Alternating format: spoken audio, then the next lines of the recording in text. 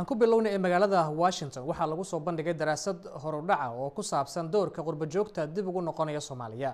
daraasadan waxaa si wada jira u soo diyaariyay jaamacadda Minnesota, macadka Heritage ee Muqdisho iyo macadka Brio ee Oslo. Maxamuud Ibrahim Cali ayaa warbixinta arintaasi ka diyaariyay. daraasadan oo ay iska kaashadeen saddexdan hay-adood ayaa waxaa lagu soo bandhigay jaamacadda George Washington ee magaalada Washington, iyadoo ay daraasadan horey loogu soo bandhigay magaalada Minneapolis ee gobolka Minnesota.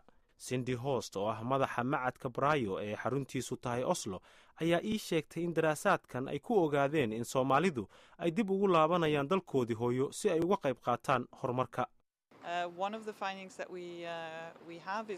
waxaan ogaanay in dadkani ay dib u laabanayaan si ay uga qayb qaataan dib u dhiska Soomaaliya. dadkan waxay leeyihiin xirfad iyo aqoon ay uga qayb qaadan karaan horumarka siyaasadeed, kan dhaqaale iyo howlaha kale ee bulshada rayidka ah.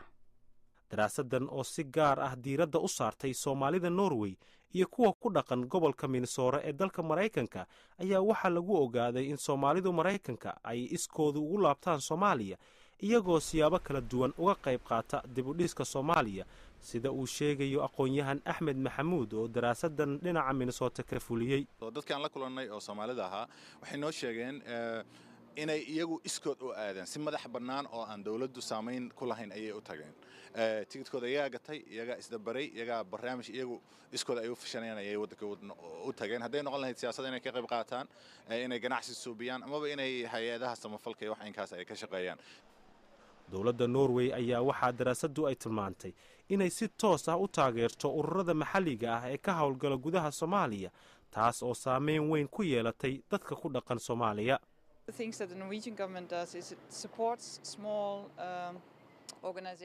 waxyaalaha ay dowladda Norway samayso waxaa ka mid ah in ay taageerto hay-adaha maxalliga ah. tusaale, jidadka Muqdisho oo nolol lagu surayo waxaa samaysa hay-adda NIS. waxaa sidoo kale howlo ka wada Soomaaliya hay-adda qaxootiga ee Norway. howlahan oo dhan waa wax ku ool. lacagta ay Norway bixiso aad ayay uga yar tahay tan Mareykanka, balse waa ay ka saameyn weyn tahay.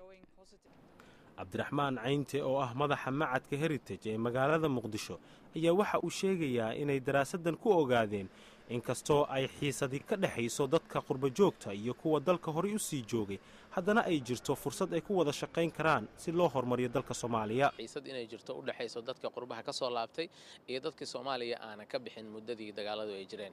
xiisadaasna saddex waxyaabood ah asal u ahaa.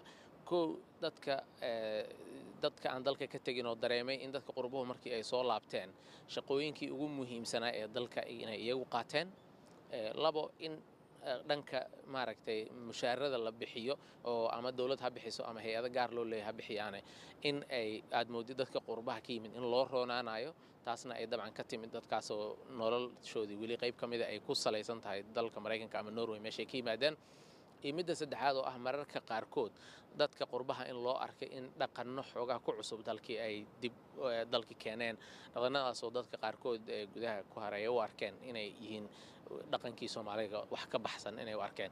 xiisadaas inay jirto, laakiin waxaan kaloo aragnay in ay jirto dareen ah dadka gudaha jooga iyo dadka dibadda joogaba ay dareensan yihiin labadooduba inuu dalku u baahan yahay inay wada shaqeeyaanna ee labadooduba inay ka go'an tahayna oo ay isu baahan yihiin inay ka go'an tahayna. dabcan daraasadda waa ka soo baxday. daraasadan ayaa la filayaa iyadoo buuxda in la soo bandhigi doono goordhow, waxaana la filayaa in talo bixin iyo akhbaaraad dheeraad ah lagu soo bandhigi doono.